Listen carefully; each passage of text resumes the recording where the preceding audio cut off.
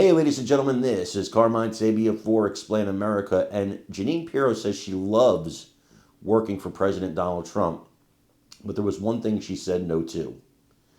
Before we get started, please make sure you like, comment, share, and subscribe. Those little things really help us out, and they help our channel continue to grow. Janine Pirro has taken on the role of U.S. Attorney for the District of Columbia, and she's doing a marvelous job. I love Janine Pirro. I've loved Janine Pirro from back in her New York days when she was tough as nails back then. And I remember my mom, rest in peace, she was a big Janine Pirro fan. And I remember when, she got the divorce and all that, because being in the New York area, saw a lot of Janine Pirro. She's tough. She's still tough. And smart. I mean, real smart. You don't run across people like that too often in life. That are as smart as she is, as pretty as she is, and as tough as she is. That's a heck of a combination, and she's all of those things. And I love her. I think she's great. And the fact is, she could do any job she wants in this government and do it well. But there was one job she said no to. See, she was offered the Dan Bongino role, according to recent reports. She was offered the role to be Assistant Deputy Director of the FBI, and she didn't want it.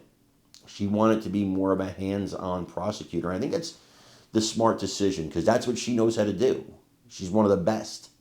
Dan Bongino, he knows that world. He's one of the best. I think these two people are in the right positions. And our country is better off for having both of them. And man, what a dream team this is. Honestly, what a dream team. But Pirro has a lot of other stuff going on too. I want you to hear about it. And let me know what you think of the whole thing in the comments. Say that Donald Trump is making up a crime problem in Baltimore, isn't it? I believe it would be.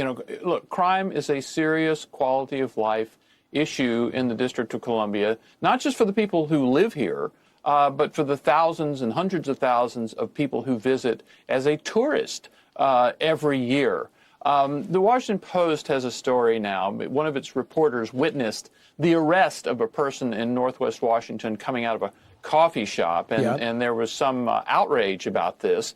Turns out that the person is in the United States illegally, entered illegally from Venezuela in 2023, has received a final order of deportation from a judge, that's called due process, and has failed to show up for multiple court dates for criminal traffic proceedings in Maryland. So this is the actual kind of person that is targeted by a move like this. Formerly, this person would have been protected by the sanctuary laws in Washington, D.C., which have now been thrown out the window, temporarily at least, by the Trump administration. At least for 30 days, and we'll see if it gets renewed. And we saw hundreds more of National Guards from neighboring states coming in to help out. Meanwhile, U.S. Attorney for the District of Columbia, Janine Pirro, talked about really what happened with defunding the police. Immediately, we have less cops, and immediately morale dropped, and we're paying the price for it today. Listen.